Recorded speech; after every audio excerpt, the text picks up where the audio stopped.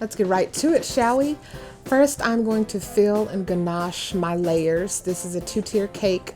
The upper tier is chocolate, the lower tier is funfetti. First, I'm leveling my cakes. Then I'm going to fill them with chocolate buttercream, and I'm going to ganache the outside with semi-sweet chocolate ganache.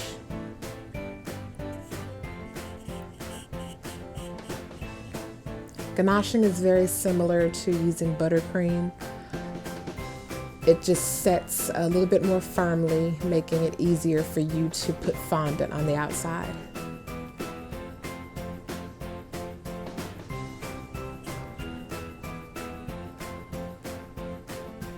Don't be like me. Wait a little bit longer for your ganache to set. I was being impatient, and as you can see, my ganache was quite liquidy and it was a little harder to work with. Made a big mess. I'm gonna attach parchment here and flip my cake over. It's called upside down ganaching, and it helps you to get a really flat top. Sharp corners for your fondant application.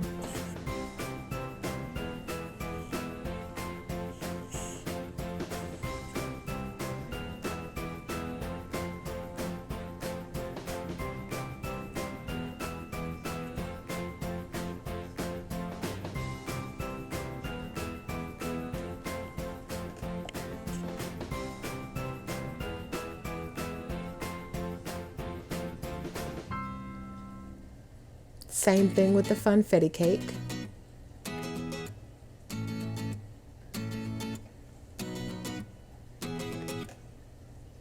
Vanilla Swiss meringue buttercream in the middle. White chocolate ganache on the outside.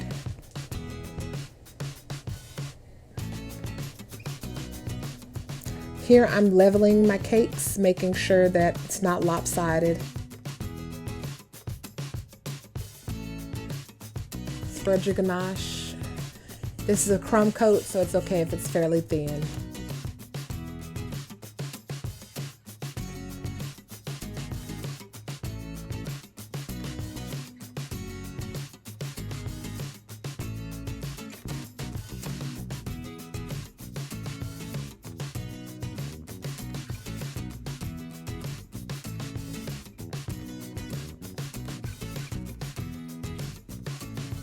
You'll notice here my white chocolate ganache has set more firmly than the other because I waited longer. It's much less messy.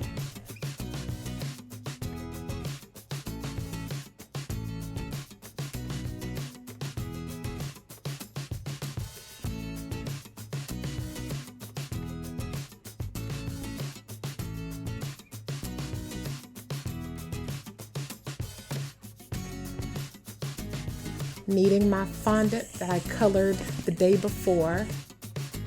Pretty much every color of the rainbow.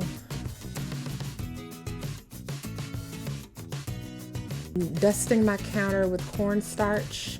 You could use powdered sugar as well, as long as it doesn't stick. Roll it out. You want it to be between 1/8 of an inch and 1/4 of an inch thick, closer to 1/8 of an inch. Pop any bubbles with a needle.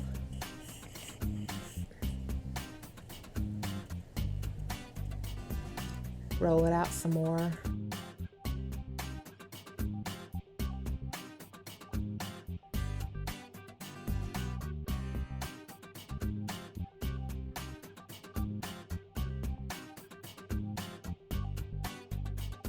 So here's my ganached cake, and as you can see, it's firm.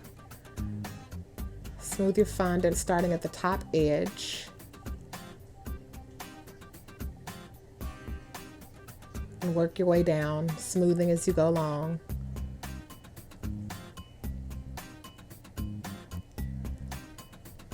Cutting off the excess.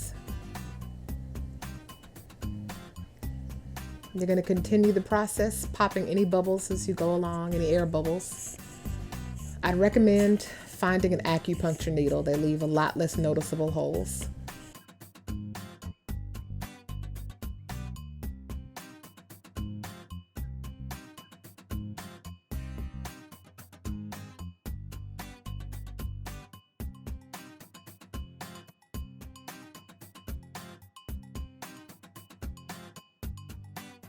Okay, so I'm continuing to smooth my fondant, and I'm going to cut off the very bottom edge. The more neatly you do this, the less of a seam you have to hide later on.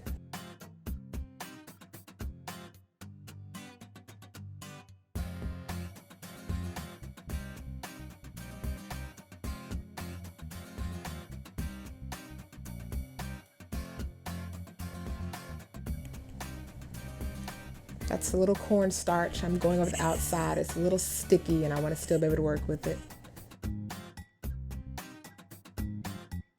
I'm going to repeat the same process for my bottom tier.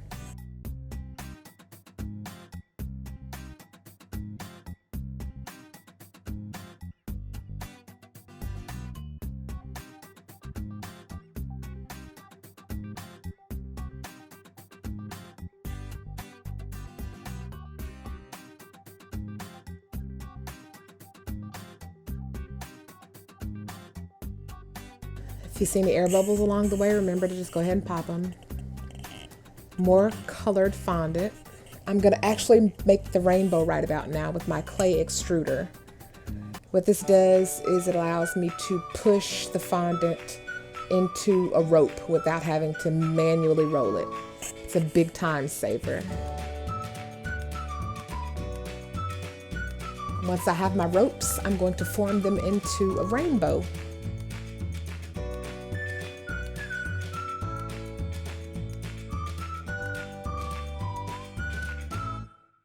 You don't have to use the same colors as I did, but with Rainbow Dash, these particular colors are pretty identifiable, so I decided to stick with the theme.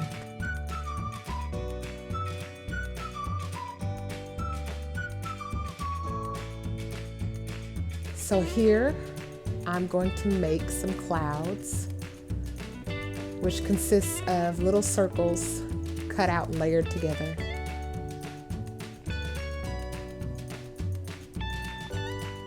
Now I'm making her eyes. I basically just cut out each portion and stacked them. That was the easiest way to do it.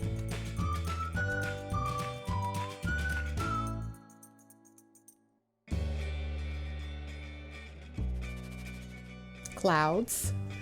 These are to go on the outside edge of the cake so that there's not a lot of blank space around the blue part.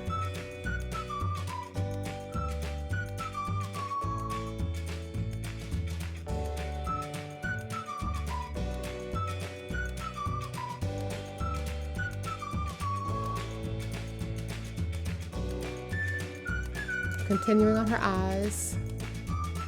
You'll see it come together here shortly.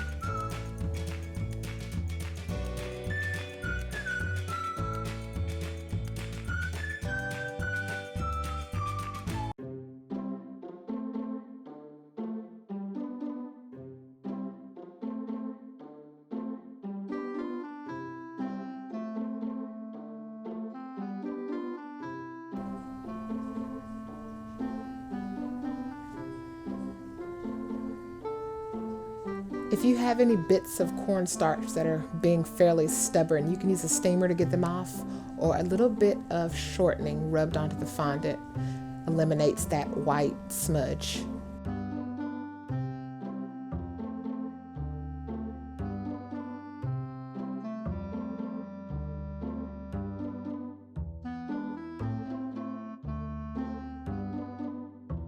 You can use water or you can use piping gel to stick the fondant together. Water works really well. Setting my places for my eyes. More piping gel and I'm sticking on my eyes. Press them on gently but firmly.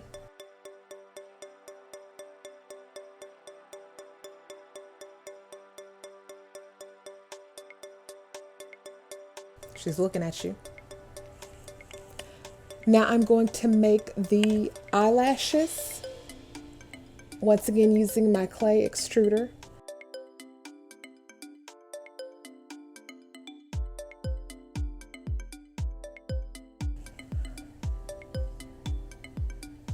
Cutting the individual little eyelashes, those were a bit of a pain.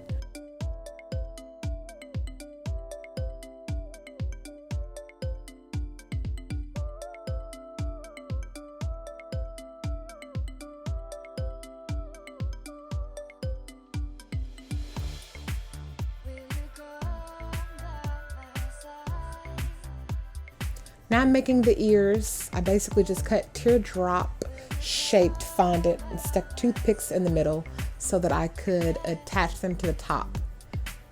And as you can see, they're ears. Put my rainbow on my bottom tier. And I'm going to take white fondant and make a little cloud balls, I guess you could call them, on the front. So you can see I shaped them and stacked them in the front.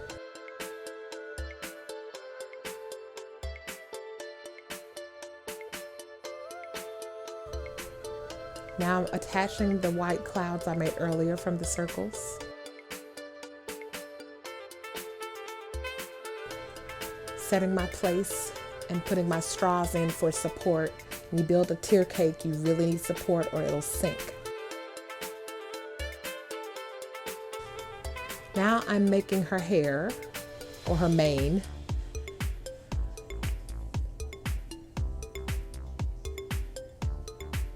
I really like those bright colors.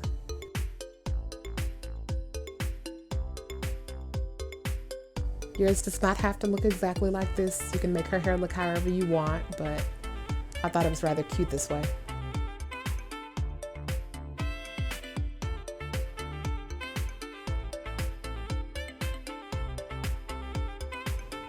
Make the back part of her mane.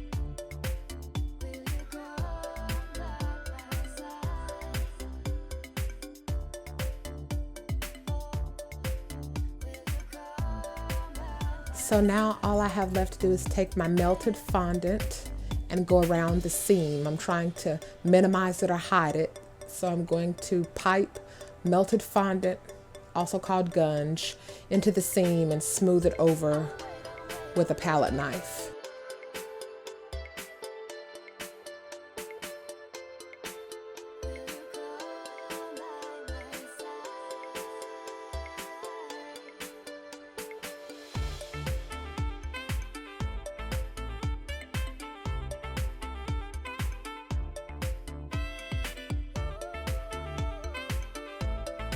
I hope you enjoyed this video. Thanks for watching.